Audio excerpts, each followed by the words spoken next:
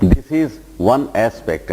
If we can solve this, that is trying to make everyone to purify himself, then what remains? We are born like children, we grow through age, and we become old, and we die. Can we control this? Why can't we control this also if we do things better? If we do good things only, why should there exist something like old age and death? This is the question of the fatalist. He says, man is not the maker of his destiny. Nature has a thing called periodicity. We take our birth, we grow through age, we attain old age, and we die. This is predestined, and no one can control this. No amount of good deeds can neutralize this. So it is false to believe that man is the maker of his destiny. This is the argument of the extreme fatalist. The argument of the extreme rationalist is that everything can be changed by us. We can make ourselves better. We can help our future. We can better our future. We can make this earth a heaven. We can dispel misery and sorrow from this earth. If at all we begin to behave better, then we have only a bright future and no dark future. We can expel all the evil from the world and fill the vacuum with something which is sweet. This is the argument of the extreme rationalist. On the face of it, it is evident that there is something too much in the two arguments. There is something which cannot be changed, and there is something which can be changed. That's the reason why the two fellows are not able to defeat the other through millions of years. Because the fellow who takes one side can never argue out and give a solution which is practical. There is something which can be changed. For example, our daily routine, our way of eating and drinking, etc., our behavior with others, our pure thoughts and glorious way of thinking, they can change something. That something is our individual life, and we can clear the obstacles from our way of living. We can live without obstacles, and we can have what is called satisfaction. But with that satisfaction, we can live on this earth, grow in age, become old and die. That cannot be controlled. Then do not complain against nature. Don't question nature or God. Why should we become old and die? Why should old age and death exist in this creation? You can question why should misery exist. There is an answer. The answer is misery exists because we created. God never created misery. Nature never created misery. Nature created only the solar system and the planets, the heaven and earth, the living beings, the fertility of the earth, the seed becoming the tree, one seed giving 10,000 seeds. The nature has given us water, air, fire, earth. Water never asked us to commit suicide by jumping into water. Nature never demanded us that we have to jump into the fire and burn ourselves. Nature asked us to use water and fire for cooking, not for dying. So everything has its own right use and wrong use. Wrong use is made by man, whereas right use is given by nature. It exists eternally as long as the human race is there. Even before the human creature was there, all the other creatures were living in happiness, just as they are living in happiness even today. So, if we question why there should be evil in this world, the answer is because we created it. Why there should be sorrow in this world? The answer is because we have created it. Why there should be disease? The answer is because we have created it. Why there should be enmity? Because we have created it. But if we question why there should be old age, the answer is not sufficient. We have not created old age. It is there in nature. We have not created death. It is there in nature.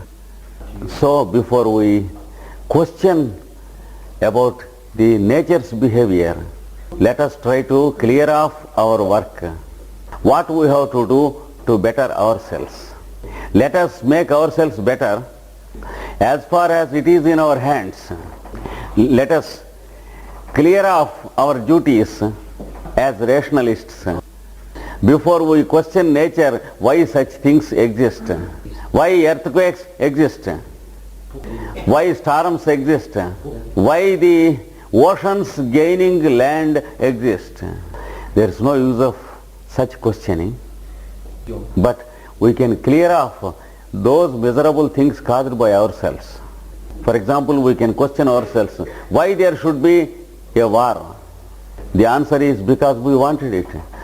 Because it is the human being who brought war to this planet. And it is a mass scale suicide which exists only in the human kingdom and not other kingdoms. So, if we question why war exists, the answer is because we want it. If we do not want it, let us stop fighting. Let us express our idea that we do not want war. It is not enough if we are law abiding, that is if we are obedient to the law. It is not enough if we behave well, but we should express our views also and see that the same thing is observed by others as far as possible. For example, if we do not want war, we should be courageous to express it, not to join war service, not to join in the factories where weapons are produced. Everyone has every right to deny his services to the negative aspect. It has nothing to do with any country or any nation.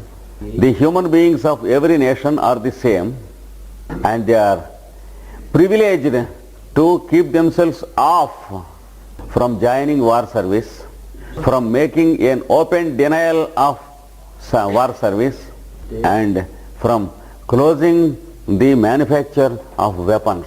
This is only an example.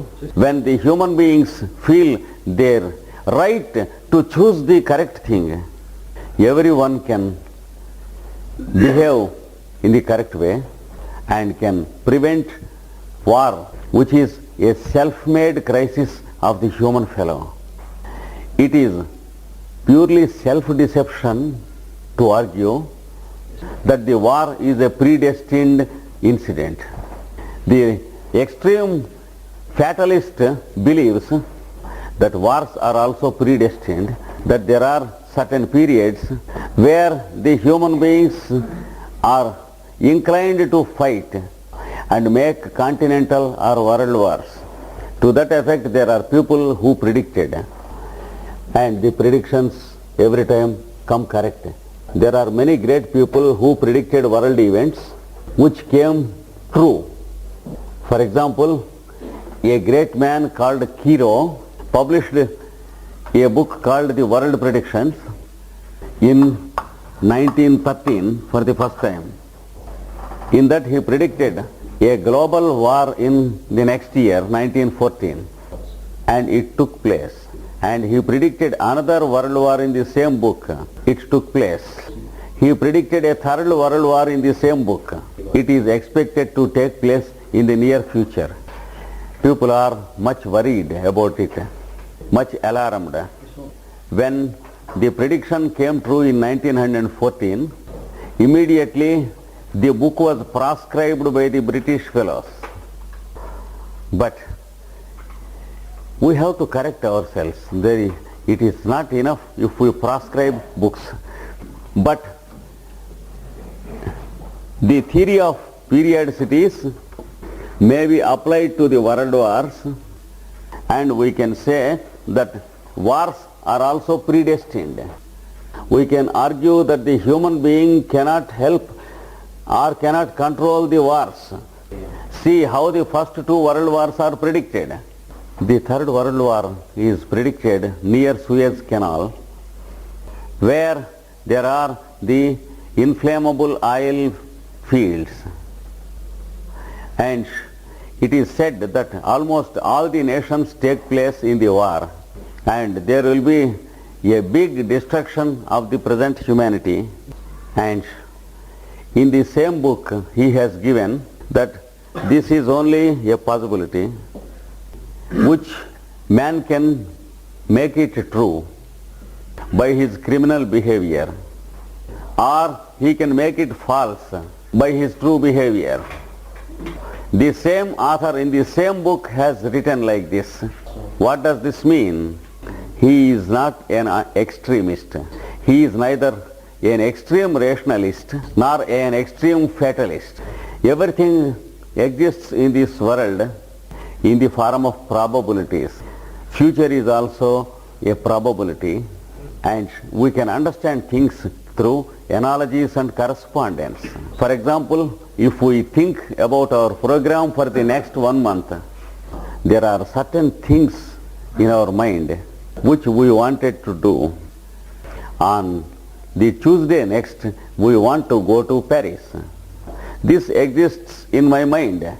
This is what is called program. The program exists only in future. Is it a surety? It is only a probability. We may not go or we may go. And the future of humanity also exists in the same way. So everything, every aspect of future exists as two alternatives, and our present behavior decides which of the two alternatives is going to happen. So there is a plane of existence in nature where fatalism and rationalism are also true. Tomorrow the sun rises. It is the future. It exists as probability. Suppose there is a global nuclear war tonight. There is no tomorrow for the humanity. There is no sunrise. That is also possible. That is 1%. But 99%, tomorrow the sun rises in the east is possible. We stand between the two alternatives. We can make the 1% possible, or we can make the 99% possible. And we can read only the tendencies. That is, the tendencies of individuals can be understood through horoscopes, and the tendencies of time can be understood through the scriptures. For example, we can roughly understand the seasons of the year and the probable climate that exists in each season, and also the fauna and flora of each season. Just as the cycle of seasons is a probability, there is also a bigger cycle of bigger seasons through thousands of years, and the authors of the scriptures have studied the bigger cycles, and they have given the properties of time, what are called the time cycles. For example, if you divide time into centuries, each century has its own psychology, which gives a different psychology to the human beings of the other century. Like that, if we take a bigger period of about 2000 years, each period gives its own mentality to the human beings, which is quite different from the mentality of other periods.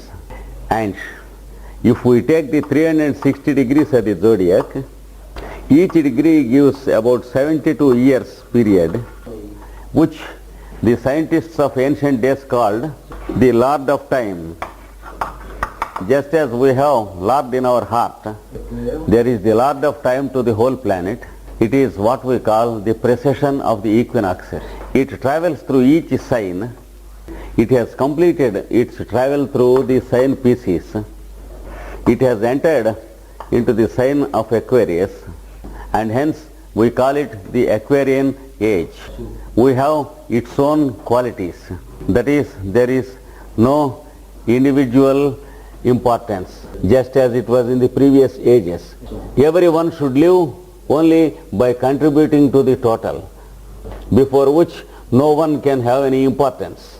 If anyone tries for individual importance, there will be an immediate conflict and the fellow will be shunted back to the bottom of the society. As long as a fellow is working for the humanity, then the fellow is brought forward to the society and he is required. So this is a period which makes us lose individual importance, individual possessions, property, money, name and importance. Suppose a great author has discovered something and written a book. In the previous period, the work was known under the name of that author. If Archimedes discovered something, we call it Archimedes' principle. But in the present age, 1,000 Archimedes may discover 1,000 great principles. It goes only in the name of humanity and not under an individual name. Such a change has taken place and the social structure is changing according to this. Those who do not accept this structure and those who want personal importance or sense of security, those who want to own or possess money or persons or property, they are thoroughly disappointed. They go to the bottom of the society. This is the nature of the present period running. Like this, we have periodicities in time, and according to these periods, we will have tendencies of humanity. Each century has its own human tendency, quite different from the human tendency of the next century. And we have the bigger cycles of the scriptures. For example, it is called the Iron Age period. About 5,000 years have passed since the present Iron Age started. And the qualities of the tendencies of the Iron Age are given in the scriptures. Virtue will be secondary and intelligence will be primary. And the nature of behavior will be unimportant. The nature of our behavior is unimportant. The nature of our understanding becomes important in this period. And the institution of society will be broken to pieces. Institution of family will go away. There is only one relationship, that is relationship of man and woman in the form of sex. Other relationships will be unimportant during this period, and there is only one relationship on the social level. That is what is called commercial relationship. And what we call affections will fade into unimportance. Like this, many hundreds of readings are given about the Iron Age. It is said that there will be no governments in the nations. There will be groups. Society disintegrates into little groups. Each group fights another group. And the leaders of each group will eat away the individuals of that group. Sense of security will go away. People begin to disagree with each other. Belief is rejected.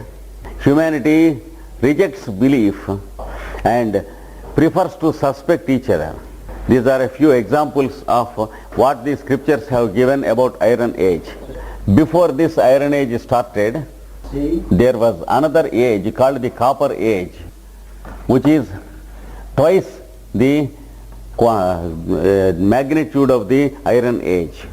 And before the Copper Age, there is what is called Silver Age, which is 3 times in magnitude of the Iron Age. Before that, there is what was called the Golden Age, which is 4 times in magnitude of the Iron Age. So in the same order, the magnitudes exist. And the golden age is called the age of virtue. The silver age is called the age of lawful behavior. The copper age is called the age of virtue as necessity. The iron age is called the age of intelligence and confusion. And according to the scriptures, we are existing in the iron age at present. In Sanskrit it is called Kali Yuga or Kali age. Now 5,000 years passed since the beginning of this present Kali age. Each age has its own tendencies according to which the humanity behaves. It is also predicted that there will be no rulers or kings and no nations and countries. There will be only little political groups fighting one another and killing the civilians. That is what is described about this black age. So, if we take the argument of fatalism, there is a tendency that is given to the whole humanity according to which the humanity behaves. And all the four ages put together, they form 10 times the Kali age, and this is called the great age. 72 great ages make one largest period called the period of one Manu. Each period of Manu gives a humanity of different evolution, and we have to go into the scriptures for the details. It is a clear-cut scientific study that is given in the scriptures, and it pinpoints all the periods down to the centuries and to the years in which we live, and it gives us a prediction of things to come. So the extremist of a fatalist argues that everything is predestined, everything is given in the scriptures, that everything happens according to the plan which is already there. But in the same scriptures there is another statement, that is, man is made in the image and likeness of God, and also man is made a creator of his own future on the background of the creator. God is the creator, every human being is a creator of his own future. Here lies the ultimate truth. We should correlate things, and even though we are existing in the iron age, it is stated in the same scriptures that those who live in God awareness, those who live in the awareness of the totality of humanity, and those who live in the discipline of right way of doing things, those who want to know the law of nature that is working through the planets and the solar systems, that is working through the planet Earth also. The same nature is working through every atom of this earth, and the law of evolution is working through every atom of this earth. The atom is taking its course of evolution in the mineral kingdom, and then it enters into the plant kingdom, and then it enters into the animal kingdom, and then it enters into the human kingdom. And there is a future which is the fifth kingdom, and there is a past before the mineral kingdom. This is called the kingdom of the intelligences that are working in nature. They are called the Devas, or angels and archangels.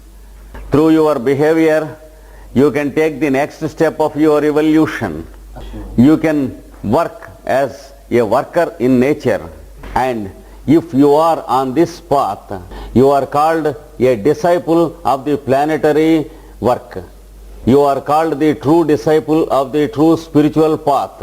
When you have such an intention, when you are very sincere of your intention, There are intelligences working everywhere on this earth who take a notice of your sincerity and who recruit you as one of the members of this Deva Kingdom group, and they will give you the stimulation required to complete your evolution soon according to a scientific process, for example, which we described in the previous lectures.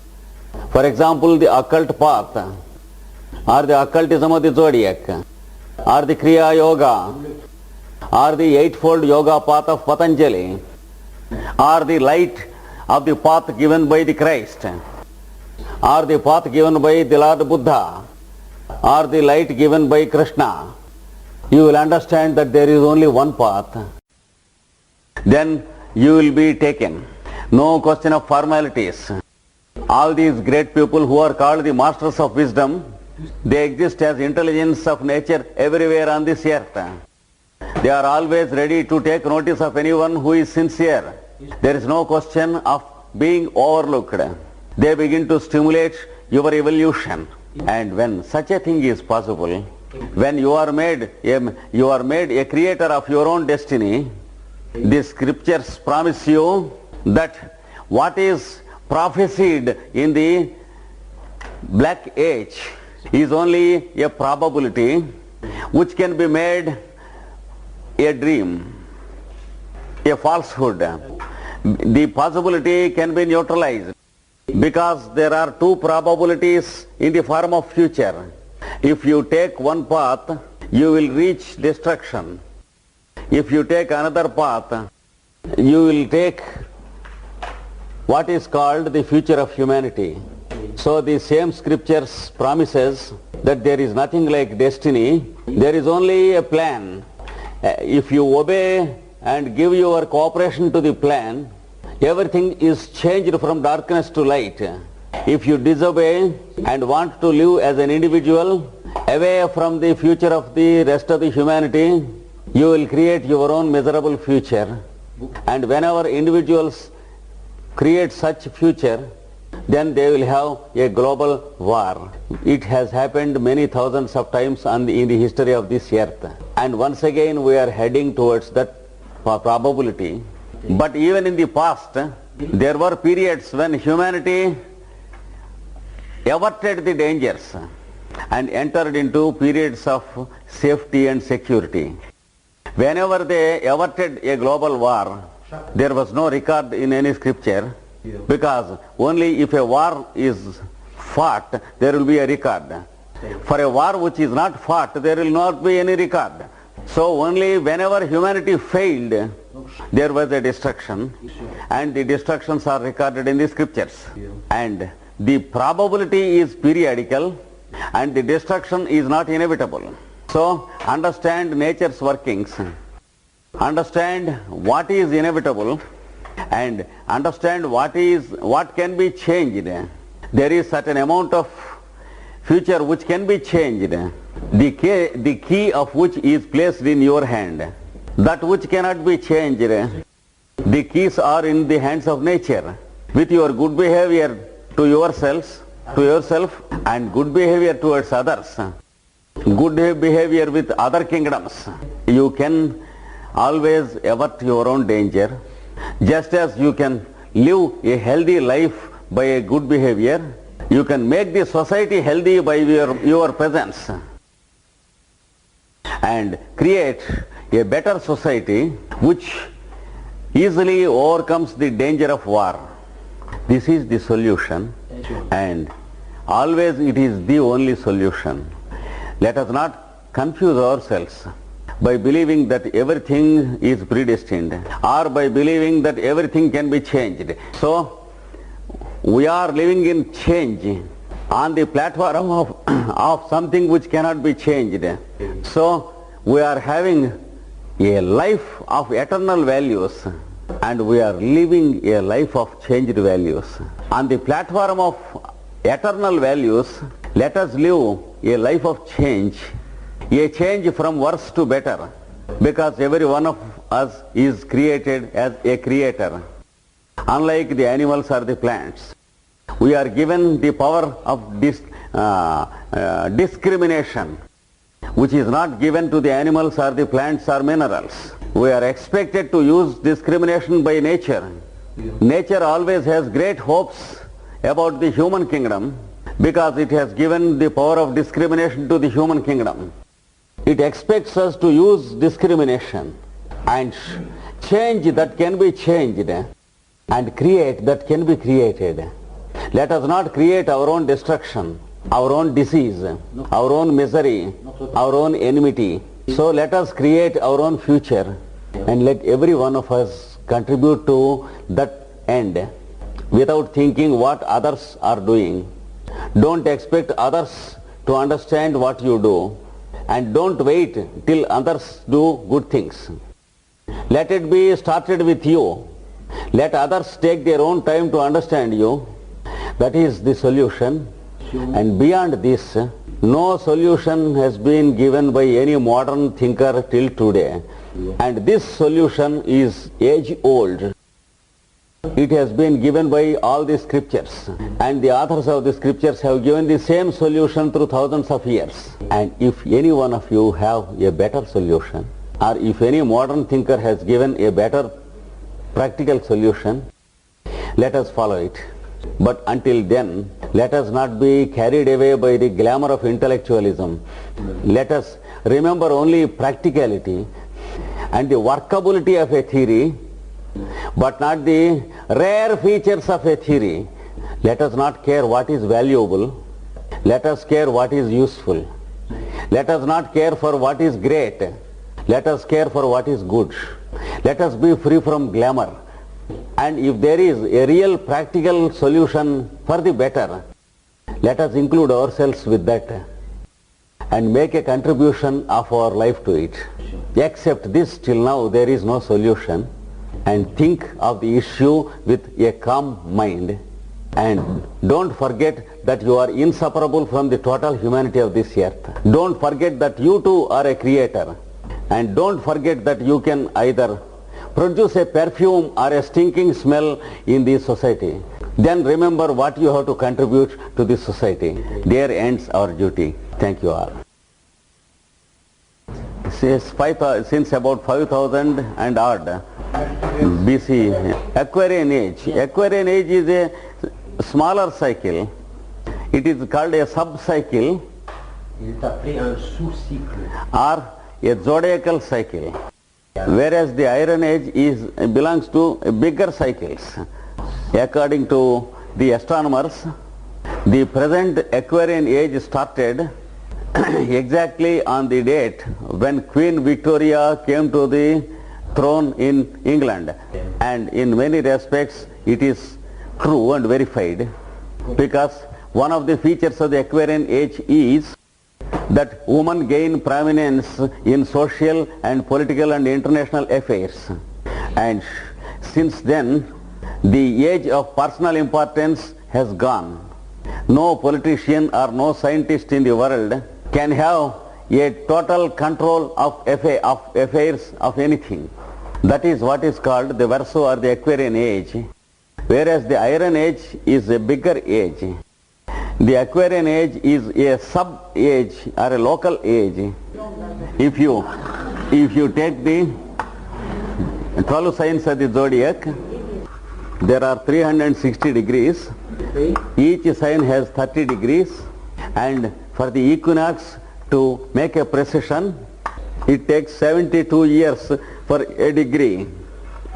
72 into 30 is the period of each age.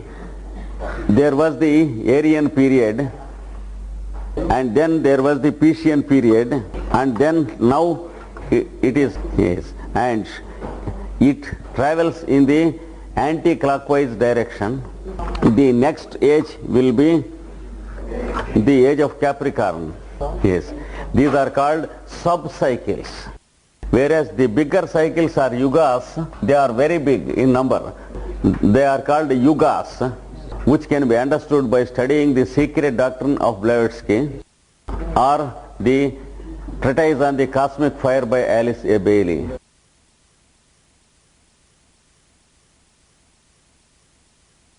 In its true sense, there is only one yoga, though many people use it in many senses. And the one which you are questioning about is exactly the same that is given by the masters of wisdom, and in the modern age it is given through the works of Alice Bailey, and many thousands of groups are at work in many countries, and gradually the groups are forming into a network.